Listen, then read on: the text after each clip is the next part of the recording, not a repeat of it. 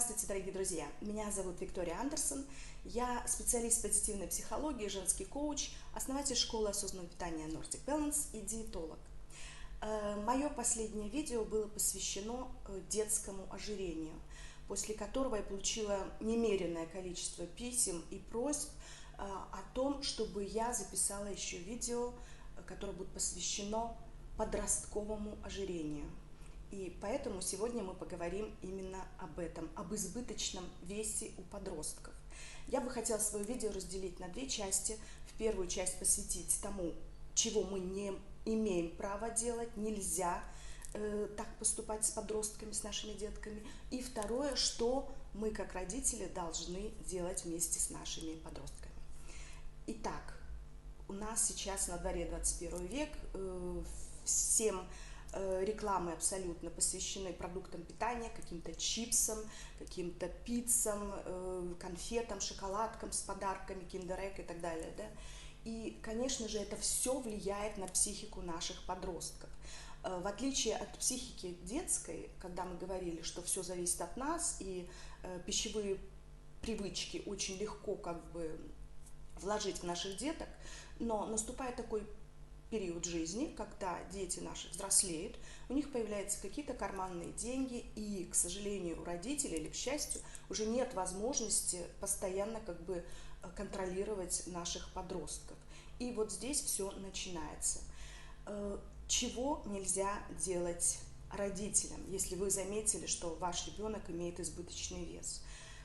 Прежде всего, правило номер один: ни в коем случае не начинайте говорить о весе ребенка или его каких-то неправильных привычках во время трапезы. Когда вы сидите всей семьей, кушаете, не обсуждайте, не затевайте ни в коем случае никаких ссор, потому что это только плохо отразится на психике вашего подростка.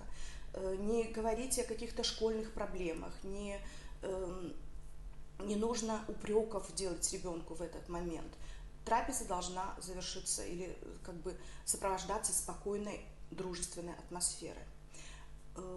Второе, что бы я хотела заметить, это не заставляйте своих подростков доедать. Общество чистых тарелок, забудьте это.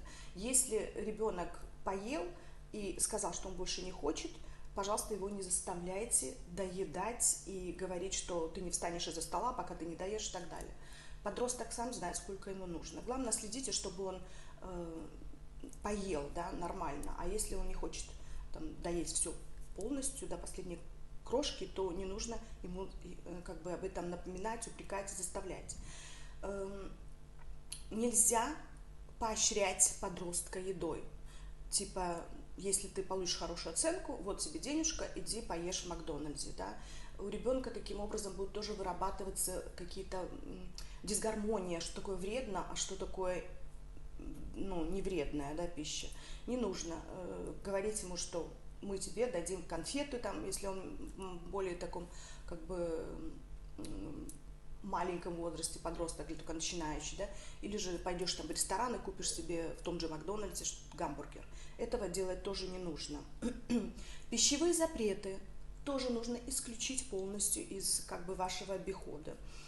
Вы сами понимаете, что запретный плод всегда сладок, и подросток обязательно где-нибудь после школы возьмет и купит и съест то, что ему захочется. А сами понимаете, когда ребенок делает что-то запрещенное, в нем рождается чувство вины, а потом еще и комплексы у него будут вырабатываться, и этого не должно быть. Очень прошу вас также не комментировать свой вес, особенно мамочки, при присутствии подростков девочек. Это очень плохо влияет на них, и это может привести к тому, что если мама постоянно сидит на диетах, постоянно себя комментирует, говорит, что она переела, или у нее какое-то угрызение совести по поводу того, что она что-то не то съела. Подростки и девочки это все очень хорошо учитывают, и, к сожалению, это может привести к какому-то тоже пищевому расстройству или же даже довести до булимии. Так что забудьте это. Шутки родители потрунивание над подростками. Ни в коем случае нельзя этого допускать. Я это на себе тоже когда-то как бы испытала. Вы знаете из моего прошлого видео, да, что я в год весила 16 килограмм 300 грамм, и мой метаболизм был полностью поломан, и я всегда была такой пухленькой девочкой. И вот когда мне было 15 лет, моя любимая мамочка, она мне сказала, что у меня где-то там появилась какая-то складочка, и нужно следить за своим весом. Она это сказала чистого, как бы, просто она добра мне желала и так далее. И она даже не подумала, а так сказала. Но как это отразилось на мне? Друзья, с 15 лет до 45 лет моей жизни я сидела всю жизнь на строжайших диетах. Но счастье, что я оказалась таким сильным человеком и как бы не комплексовала, и в итоге все-таки получила образование диетолога, и теперь знаю, как с этим бороться. Но множество примеров могу вам привести, которые как бы испортили психику детскую, да, и девочки начинали потом голодать или же истязать себя какими-то жуткими запретными диетами, и это ни к чему хорошему не привело. Но не будем обо мне. Давайте же поговорим, что родители должны делать для того, чтобы наши подростки росли в хорошей атмосфере и не набирали вес. Ну, первое, что я хочу сказать, очень важное правило – начать самой себя или самих себя. Личный пример – самое лучшее, что может быть для ваших детей, для ваших подростков. У ребенка, подростка не должно быть не должна психика раздваиваться.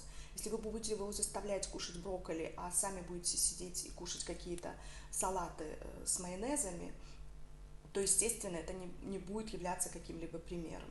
То есть начните с себя. Введите правила хотя бы один раз в день кушать всей семьей. Сели, эта трапеза должна быть приятной, вы должны говорить только о положительных каких-то вещах, обсуждать, как я уже раньше сказала, ни в коем случае не ссориться за столом. И, конечно же, на вашем столе должны присутствовать полезные продукты питания, как фрукты, овощи, какие-то салаты, какое-то домашнее, именно в домашних условиях приготовленное блюдо. Это правило номер 1. Раз в день вы должны встречаться за общим семейным столом. Приучайте своего ребенка покупать продукты вместе с вами.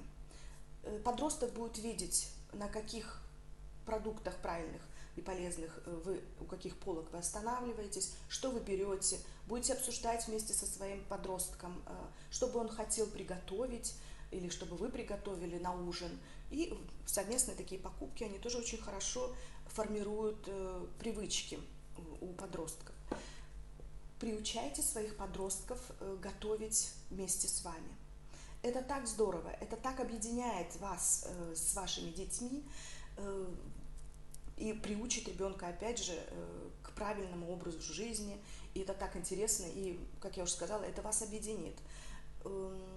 Добро пожаловать ко мне на страничку, кстати, в Facebook Nordic Balance, закрытая группа у нас, где у меня есть целая как бы череда полезных рецептов, видеорецептов, которые можно делать вместе с детьми и с подростками. Это все очень легкие рецепты, полезные рецепты, вкусные и красивые. То есть приобщайте своих детей к приготовлению пищи вместе с вами. Могу еще вам посоветовать обязательно делать какие-то вечеринки, если они у вас есть, но гости, вы же ходите в гости или к вам приходят гости. Вот из этих вечеринок хочу вам посоветовать сделать какой-то более активный отдых, да, не только сидеть за столом и поглощать пищу и выпивать вино. Разбавьте вот эту вот атмосферу какой-то, не знаю, может быть, прогулкой, или пойдите с детьми погуляйте немножко, потом опять вернетесь за свой стол, конечно же, и продолжите свое чревоугодие. Вот. Но обязательно нужно как бы внедрять вот этот активный образ жизни. Не только иметь посиделки, но еще разбавлять их какими-то активитетами. Естественно, хотелось бы приобщить ваших детей к активному физическому образу жизни.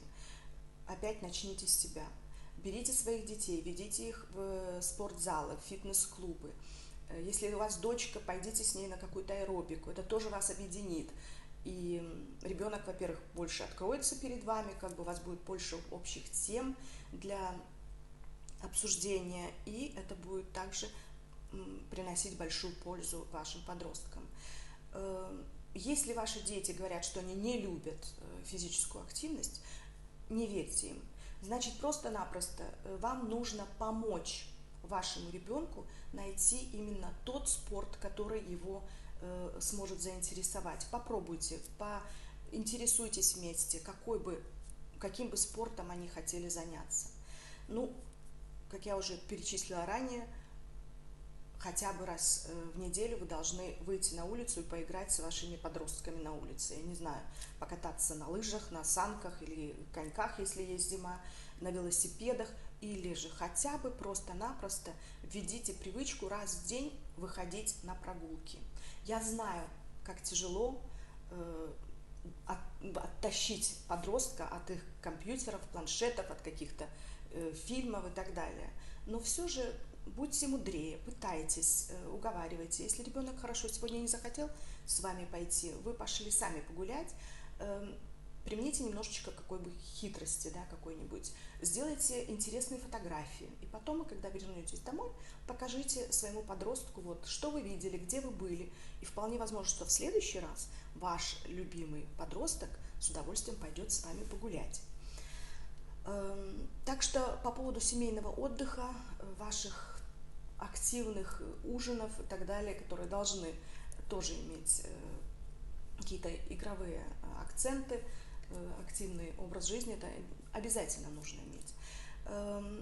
И думайте о том, что ребенку будет очень интересно сделать вместе с вами его ланчбокс, например. Множество интересных бутербродов, каких-то сэндвичей можно найти в интернете, которые вы тоже можете вместе с вашим ребенком сделать и собрать ему этот ланчбокс полезный, не из каких-то колбас, из каких-то сосисок, сарделек, а из вами же вместе приготовленным натуральным мясом или курицей и овощами, и салатом. Делайте какие-то полезные снеки, о которых я раньше говорила. Это сладости, такие как натуральные сухофрукты с орешками или с чем-либо угодно. Экспериментируйте. Я понимаю, что это занимает много времени, но доверьтесь мне, это будет настолько как бы хорошо для вас, для вашей семьи и для вашего ребенка в будущем. Это только принесет вам пользу и вашему ребенку также. И знаете, если вы приобщите ребенка к здоровому образу жизни, и он будет понимать, что он должен вести этот здоровый образ жизни прежде всего ради своего здоровья, а не ради общественного мнения, это уже залог успеха. Не нужно его ограничивать строгими диетами ни в коем случае. Нужно просто-напросто полноценно питаться 3 раза в день, как я всегда говорю, и иметь 3 полезных перекуса. И все у вас будет хорошо.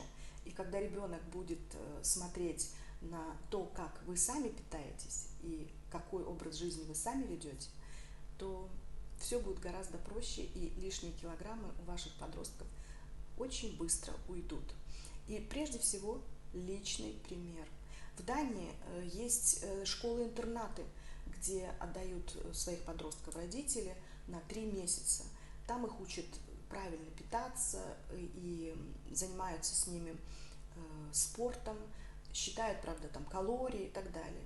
И потом ребенок возвращается домой, и, к сожалению, я знаю очень много примеров таких, когда ребенок возвращается обратно в семью, и если там, в этой семье, ничего родители не поменяли в своем образе жизни, то через полгода этот ребенок подросток, начинает набирать вес обратно. И все возвращается на круги своя. Так что думайте прежде всего о своем личном примере. И все у вас будет хорошо. Я желаю вам всем добра, здоровья, счастья, любви. Будьте все здорово, питайтесь красиво, вкусно.